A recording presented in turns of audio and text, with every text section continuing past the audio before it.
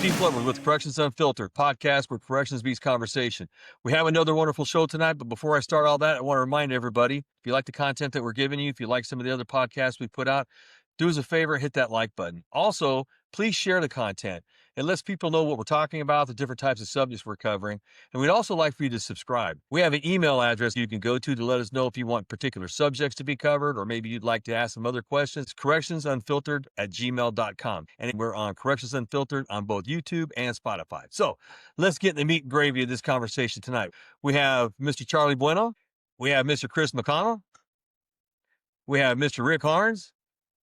We have a great special guest of Alishia McColl. Hello, Alishia. And a guest of honor tonight is Mr. Joe Gunja. Joe Gunja has over 50 years in corrections. He was a regional director, a warden. After he retired, he continued to serve the corrections as well as the justice system. So hello, Mr. Gunja. How you doing tonight? Doing good, Pete. How's everybody doing? Doing real good, sir. Good. Real Good to see you.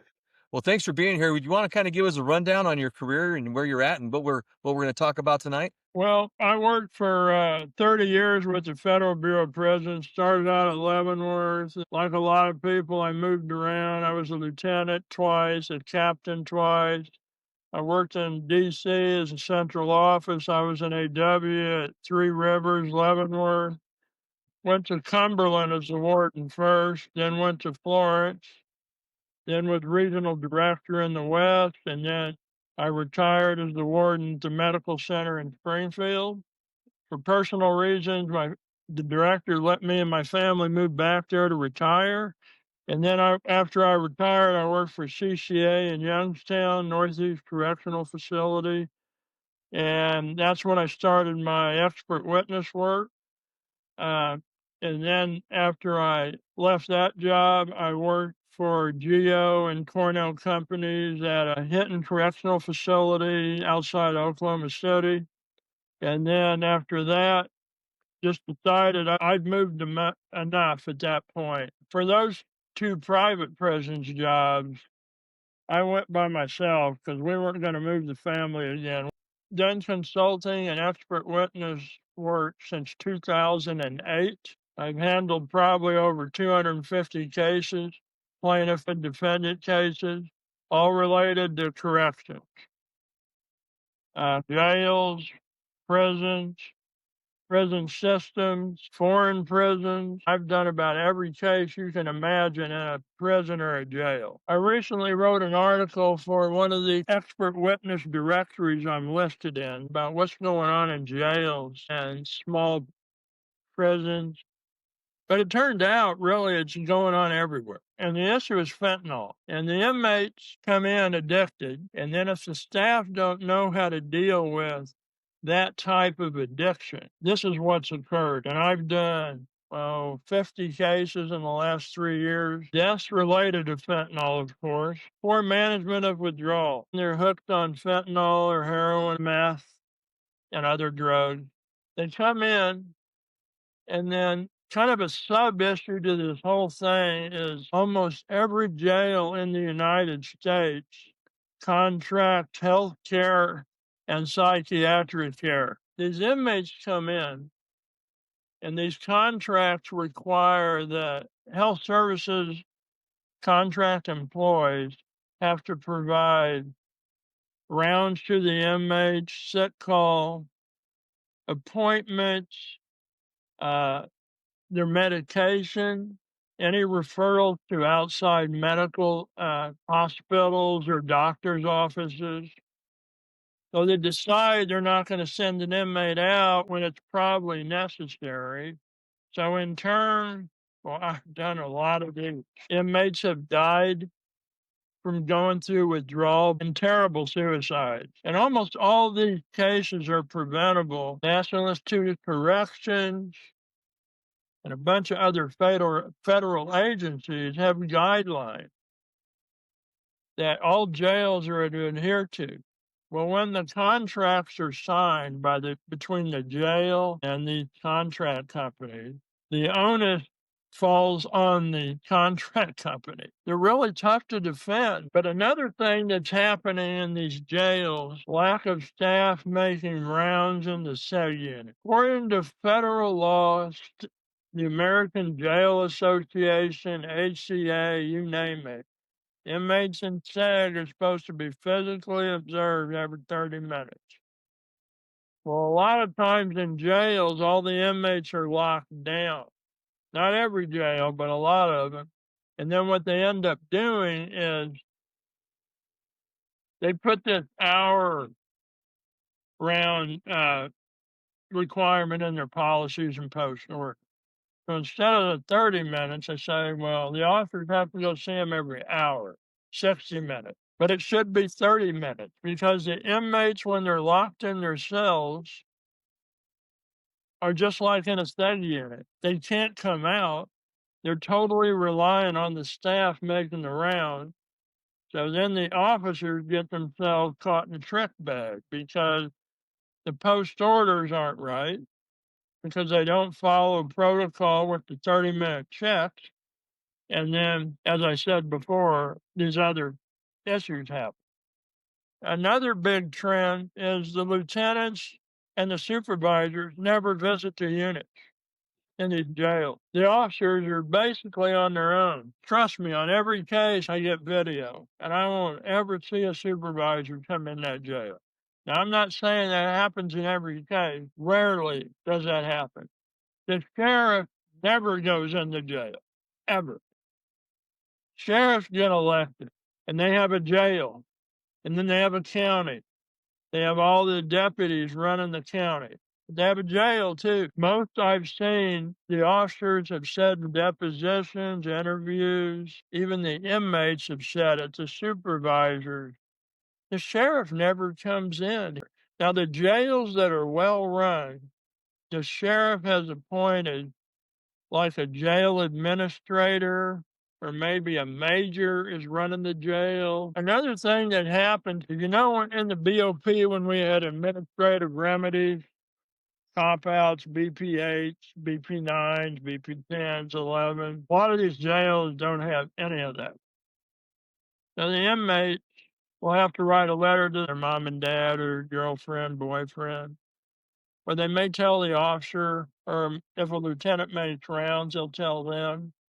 But usually the administrative remedy system is pretty insufficient. There'll be a deposition, and they'll ask them, okay, this inmate complained about this. What were the avenues the inmate had at his disposal, or her disposal, to make issues known to the administration of the jail or the prison? But again, that's not all of them, but it's the small ones. It's the small jails, and there's close to what, 3,300 jails in the U.S. Hey, Mr. Gunja, I just have a quick question here. I know, as you noted, I think intake screening for drug interdiction and drug addiction must be especially thorough in the jails. Fentanyl is so highly addictive.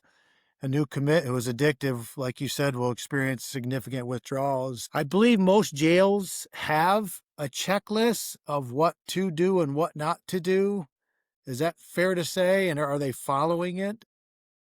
Well, let me answer the question two-part. Yes, they do have it. Are they following it? No. They'll fill So is out this a the training? intake Is it more form. of a training? I mean, if they have, Well, Chris, they'll fill out the form, but then it doesn't go anywhere. In the cases I've done, they'll do all the intake, like, are you addicted? When was the last time you used marijuana? When's the last time you used opiates, meth? When's the last time you drank alcohol? And then that is usually conducted by the medical contract staff because that's a medical issue. There may be an officer involved in the intake, but there'll be a medical official involved in the intake as well. But the times when problems occur in cases I've done is the intake process was never shot up to the chain of command. In my experience, we did the intake of a detainee when I was a counselor. We intake the inmate or the detainee into the facility. Never ask a drug question. So that, again, may have been passed on to the medical. There are a couple of agencies out there who have developed protocols for what to do when an inmate is detoxing. in a jail, in a correctional setting, not just a jail, prison. They have systems in place, and there's a list of things that are at the disposal of the medical staff that they can provide to inmates detoxing. Joe, so when we had talked about this when we were talking about doing this, and I want to bring it up and see if you've seen any movement based upon the financial impact to these various counties that are having to pay these lawsuits for wrongful deaths or inappropriate medical care or that sort of thing. Is that starting to like catch on that it's untenable to not address these issues with some serious steps in the right direction? Yeah, generally what occurs is, let's just pick a county like County A. They are dealing with lawsuits and they've settled some. The local prosecutor has settled it with the plaintiff's attorney for the family or whatever, and they settle it for a certain amount of money. Well, the people that end up having to set up payment for these civil suits are usually the county commissioners. And then the county commissioners have to go to these public forums. Most counties have open forums where anybody from that county or the city can come and listen to the county commissioners address them. And they talk about the budget and things like this. And yes, it starts to impact them. And then the county commissioners end up in kind of an antagonistic relationship with the people that are running the correctional facility, like the local jail. I've done a root cause analysis of the deaths that were occurring in this jurisdiction. And what they were trying to do was identify the causes of the deaths and how to prevent them and how the jail could correct their problems and reduce the deaths of inmates. Okay. All right. It just, you wonder, you see these problems and they keep popping up and, you're staying, like you said, you're staying plenty busy. And there's other people like you that are out there doing these cases. And if they're not, like I'm here in Kootenai County, Idaho, and, I think the taxpayers around here would lose their minds if a lot of this was going on. I don't hear a lot about it, but I'm sure if it's not now, it's going to be a factor. So, Alicia, you had something you wanted to ask, right?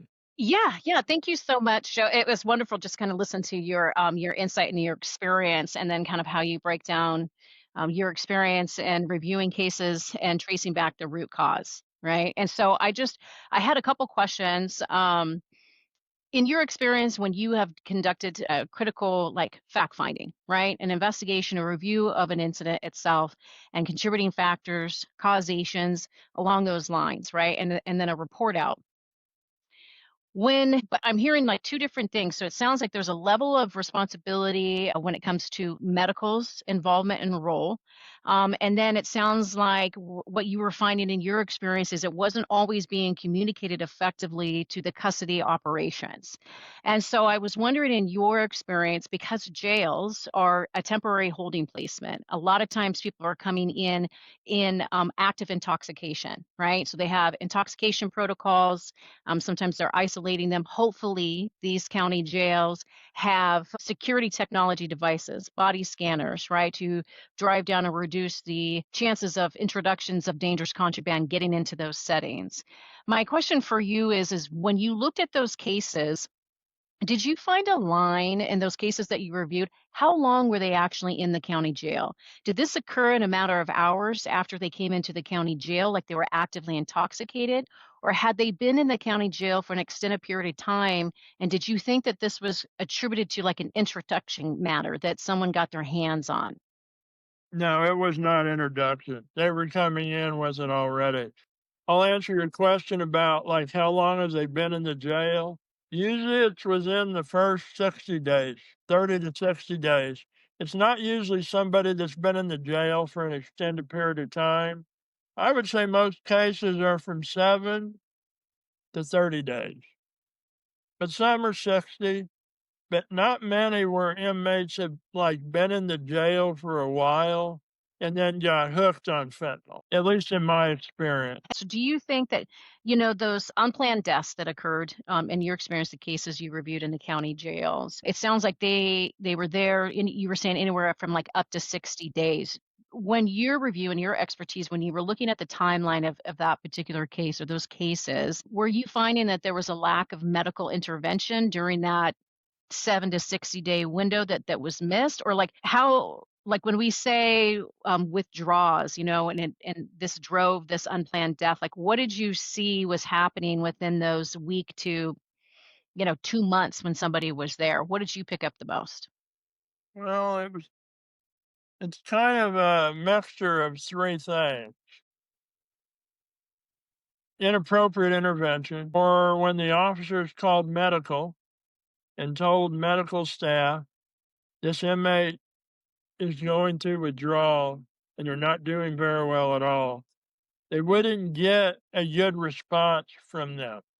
And then when the officers would proceed to notify their supervisor, not much was happening at that point either. Mr. Gunja, we had a podcast with a jailer who was talking about when he came into his jail, he identified that the intake process with the nurses was a very short period of time. I think he gave it maybe 5 minutes. And he extended that out to be beyond that, closer to 30 or 40 minutes, just so they could have a better opportunity to observe, to see if there was going to be any intoxication or any symptoms of either mental health or addiction and things of that nature. We also talked to a nurse who did a lot of intake, and she was also on the mental health side as well as just regular nursing. And she talked about the fact that the symptoms of addiction can also either mask or mimic the things going on with the mental illness. So there's a lot of complications that are happening, especially in intake when they don't know the individual, they're coming in off the street. So, definitely rushing it is not the way to go. And we know that you deal with when things go wrong. The cases you're talking about are when it didn't work, things went wrong, we had to go to court to make a decision on something. Was there like sort of a constant theme that you did find as far as the communication and how we shared information across, whether it's across the disciplines of the facility or whether it's just person to person? Well, I'm glad you asked that, Pete, because it's kind of when I listened to that podcast last night when Alishia was your guest and she was talking about intel sharing. When I listened to that, I started writing a bunch of notes. And one thing I liked about their program, how they share intel with other jurisdictions, but one thing I didn't hear was internal intel gathering at the jail from the CO on up to the warden. That is important.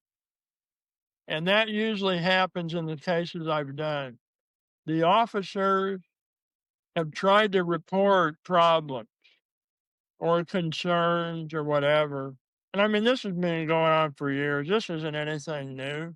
I mean, we all experienced this when we worked as officers, you know.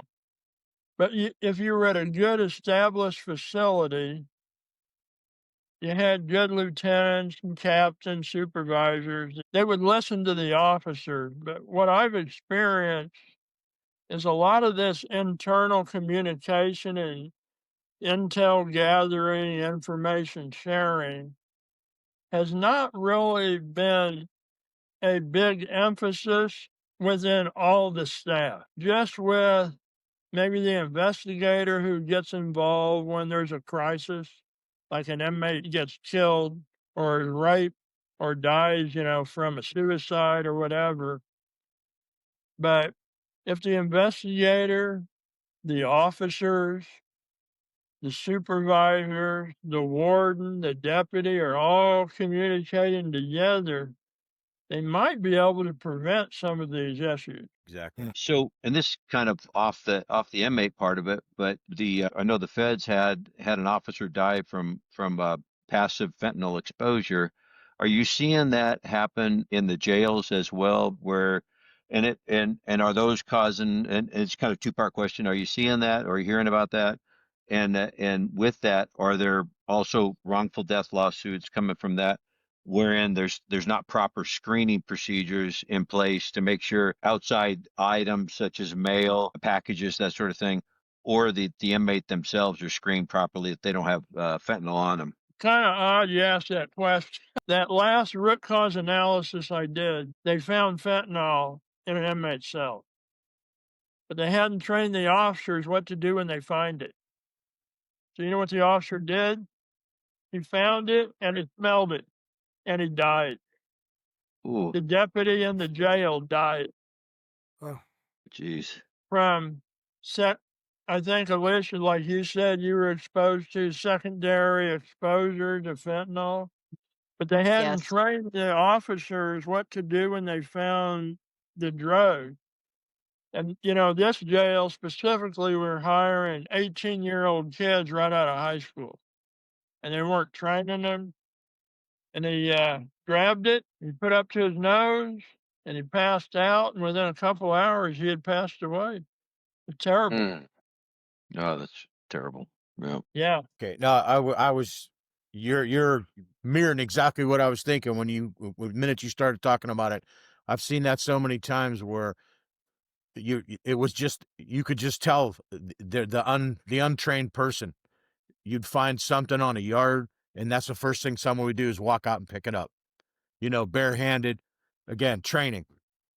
But my original question was, in your investigations, do you see patterns of why things happen, like we're talking about withdrawals? If someone has them, it turns into worse than it should. Is it, you see patterns that lead up to that kind of an incident? Or, I see, in my experience, lack of training, lack of communication, intake process isn't that great. But, and just leads up to something that shouldn't have happened. And that's what I was wondering, if you see a pattern in that. Oh, yeah. Well, just like you said on the podcast with Alishia, when you ask that question, what buy-in do I have as an officer? What do I get out of it? What you said, that's why it's good to have people on this podcast that are still on the line, because exactly what you said, Charlie, that's exactly what's happening. Poor training, failure to pass on information during intake. A lot of this happens right during intake when an inmate shows up.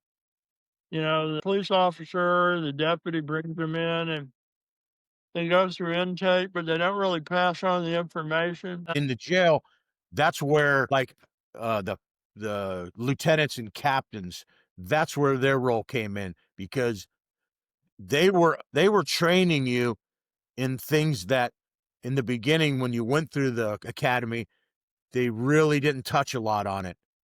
And mental health was one big one, and the introducing narcotics or contraband into the facility was another. That was every time they came up to the unit and did their rounds, that's always what our topic turned to. That was just, that's a topic you could be taught 24/7 on that. I absolutely agree with you. There's a failure there somewhere, and I can't really pinpoint it, but there's definitely a breakdown somewhere. And like I said, in your experience, you probably run across that a lot. Well, and you were right about the pitfalls. During the intake, every time I do one of these cases, I keep thinking, why don't they do what we did? We didn't have contract health care. But then I find out that they can't afford it. And a lot of local jails don't have the resources to hire nurses, get a doctor. So the contract is the most inexpensive way to do it. And then you fall in the same trap where they're not passing the information on from intake, psychology, psychiatry, medical, custody, security, inmate management. yeah. I mean, it to me, this sounds like this is our daunting challenge in corrections today. A quick story maybe for our listeners to understand the addictive mindset. I remember one of the institutions I worked at got a hot load, most likely fentanyl, and the inmates were overdosing. Of course, immediately we held town hall meetings, in each of the housing units with all the inmates, and we told them, what's going on. We told them about the overdosing. Hot load came in. Don't take it. Get rid of it. Literally, right after we told the inmates, probably within minutes, we had more overdosing. And you always have an inmate that'll talk to staff. So I asked one of the inmates, I said, man, what gives? Knowing if taken, it could be fatal. Why take that chance? Yeah. And he said very calmly, that's how some inmates do their time, and nothing you say or do will change that. They would much rather take that chance and do their time in an altered state than in reality. Yeah, that's terrible, isn't it? Yeah. And I believe Yeah. him. I believe what he said. Yeah, I am sorry to interrupt you, Chris, but I No. was just gonna kind of wanted to just recircle back. So we talked about something that was very critical. Joe was sharing one of the cases that he had reviewed due to, unfortunately, a lack of training. An officer in a county jail, not understanding the dangers of fentanyl, right? Comes in contact, has an exposure, and unfortunately there is a loss of life. And that is tragic, and I think that it is one of those things that I most actively work against to combat in my setting, because I work in a state correctional facility. I find there's a commonality here. It's about the training, right? And the necessity to pour into staff and provide that exposure and training and education. They are our most valuable resource, is our staff. And in addition to that, what I'm hearing is also the struggles of lack of procedures, right? Lack of protocols. What do you do? And what do we reference as a guide? Like when we talked before, when we talk about county jails, they need resources, right? I think we talked about Yeah. this last time, Charlie. Yeah. None of them, majority of them have no investigators. Okay. That's unfortunate that it's not prioritized, right? So you have lieutenants or you have sergeants and they're wearing multiple hats at one time. You have, like what Joe has seen in the cases he's reviewed, officers reporting, hey, there's concerns going on. There's a concern going on. You need protocols in place. That's really what that requires. I will say that is the importance of CODIN. Right. So when you have county jails and that have smaller budgets and they don't have the resources, right, and they don't have investigators, there are resources available to these county jails. We have to bring these individuals in to help them develop those protocols, right, to be in contact with people who have written and drafted these things in the past. At our particular location, we have a fentanyl protocol.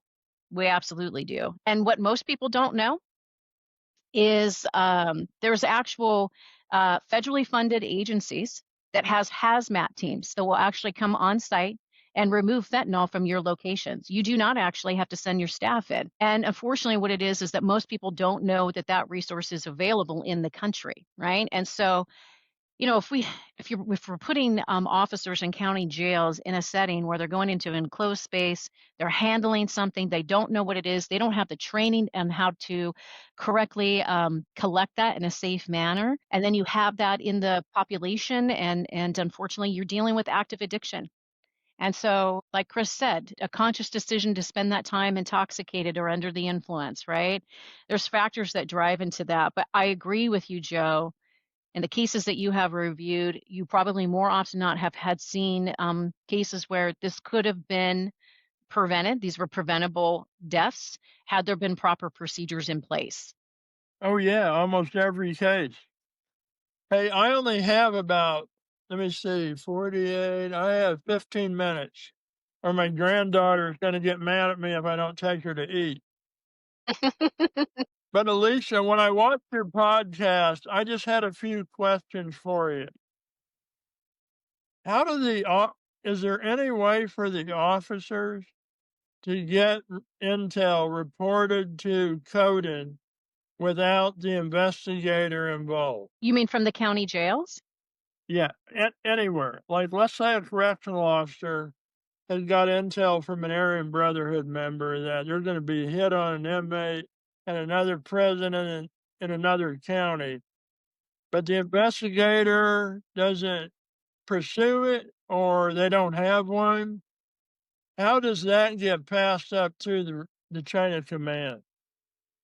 So I think that you have to evaluate that based on the resources at the county jail. So those structures sometimes can look different, but from my understanding, and correct me if I'm wrong, Charlie, but a lot of times you have classification teams, right? You might have some type of a jail end team. You might have a sergeant that reviews the calls. You have some type of structure in place, whether they have the title of investigator or not. Those are the individuals you bring into CODIN.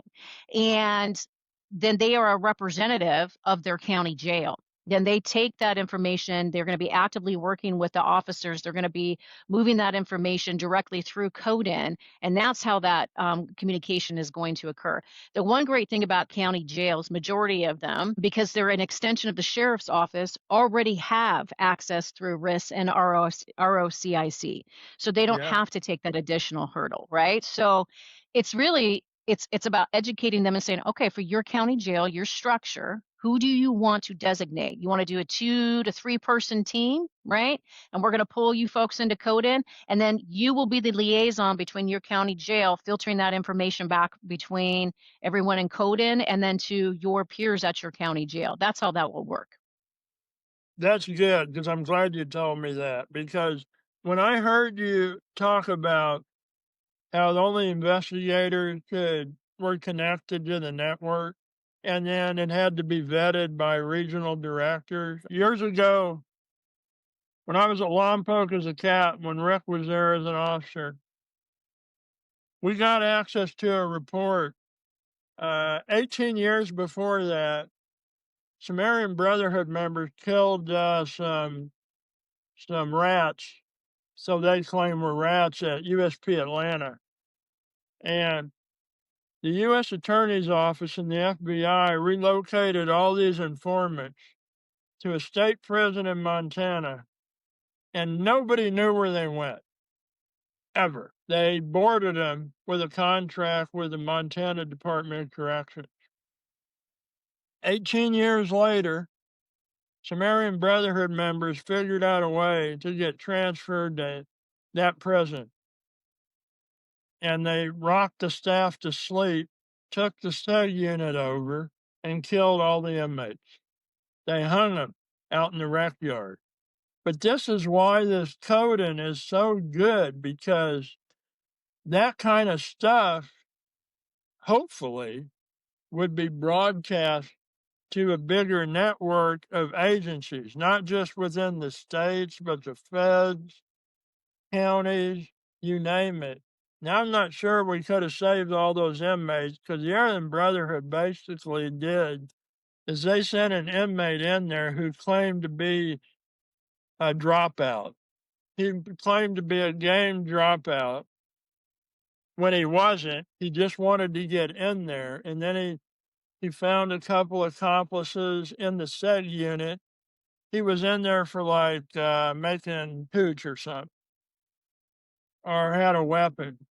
So he had like 4 of his buddies in the SEG unit, and they waited for the officers to take a shortcut. They took the officers hostage and killed all 3 informants. Many years ago, when I was warden in Florence, Colorado, we developed this interactive intel system that Rick knows about. We call it the IMS, and it was basically because we were having a lot of incidents. And we could respond good, but we weren't preventing anything. So we developed this program to where we did it internally. All the officers would report stuff, and it would go all through the chains of different departments. Of course, I, as the warden, had access to it, but the captain, all the lieutenants. But you know who I found was the biggest hurdle with this program? Was the investigator, because they thought the intel was going to more people and they couldn't control the intel. So I just wanted to throw that out there, because you may experience that, where the investigators, well, they like to control the intel. They want to control the flow of communication. And then once we explained to them why we were doing it, we eventually got buy-in, but it took them almost a year to get them to accept the fact that they were the most valued resource was our SIS staff. That's what we called them. They were our special investigative supervisor staff. But initially they thought, well, hell, everybody's going to know our job. Yeah, no, I think that's interesting. So I do see those structures very often, and I think that that's what county jails can do, and probably many of them are actively implementing that. So they have their own incident report structure. County jails typically do. So they do report writing. I think that there's always opportunities to improve, but I think that it's very difficult to know exactly where improvements should occur when you're not in a situation to communicate with other state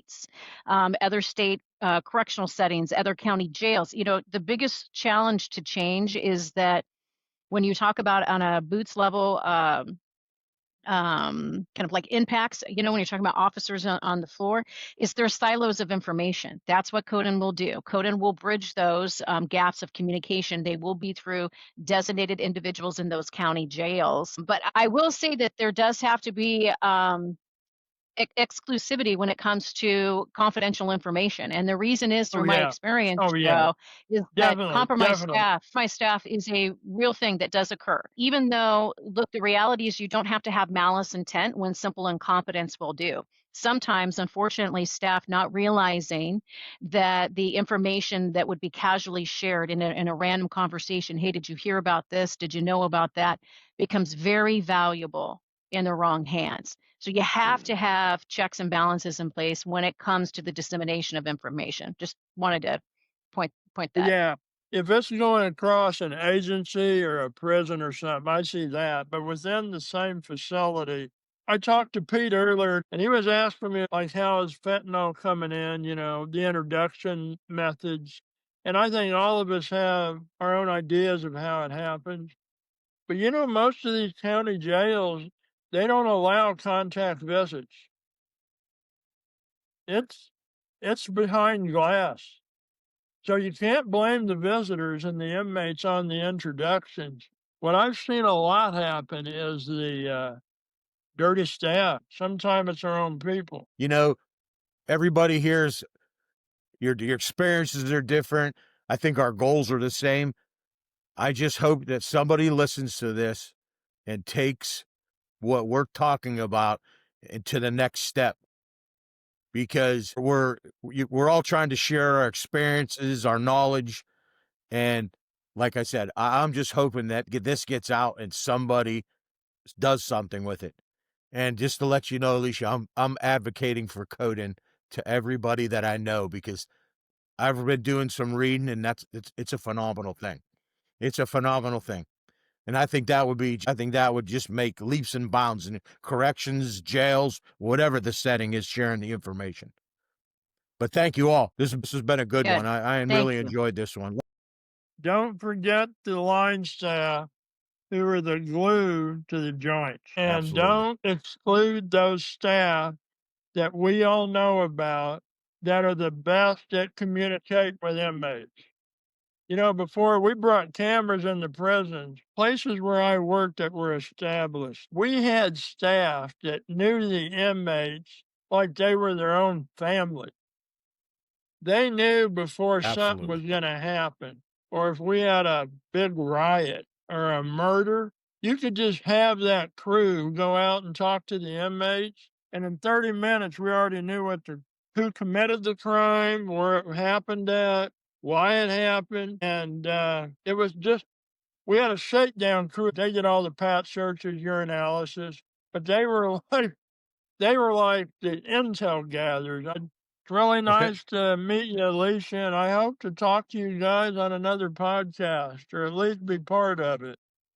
Absolutely, sir. Absolutely. That's Yeah. what this is so important about, is because tonight is the first time that we've actually had two people on at the same time. Alishia with CODIN, because it directly relates to the conversation we're talking about. Our goal is to start connecting people together so that we can continue to strengthen what these correctional facilities and jail facilities are going through.